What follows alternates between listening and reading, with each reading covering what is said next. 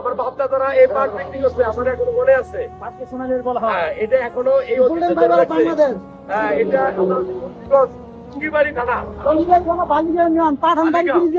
হ্যাঁ, তো আসলে ভালো লাগছে যে এখনো একটা গন্ধ আছে, কিন্তু গন্ধটা হ্যাঁ এটা ঘ্রাণ আছে।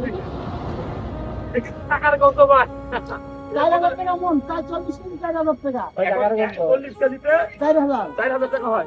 এগুলা কি হবে লাস্টে ভাইয়া? এগুলা ও, এগুলো তো ছোটবেলায় ইয়ে করতাম না, আমি মনে পড়ছে। আরে না, ছোটবেলা আমরা এগুলা বিড়ি সিগারেট বানাইতাম। খাইতে আট হলো এই যে থাকতো।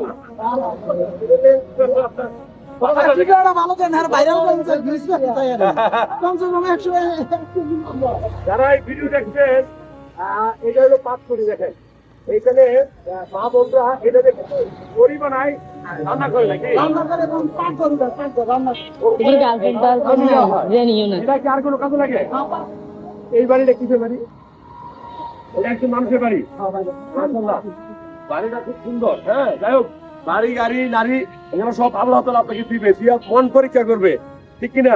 এগুলো বাড়ি গাড়ি নারী সব ফেলে চলে যেতে হবে। তোমার নাম কি আপু? হ্যাঁ, এগুলো সব সারাদিন কাজ। আপা আপনারা ভালো আছেন নি?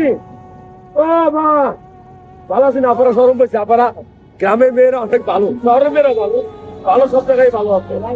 তো যাই হোক, যারা ভিডিও দেখছেন, আমার কাছে ভালো লাগছে এখানে এই দৃশ্যটা দেখে, যে এখনো বাংলাদেশে সোনালী হাঁস। আমরা মুন্সিগঞ্জ থেকে ভিডিও করছি, যারা ভিডিও দেখছেন কেমন লাগে?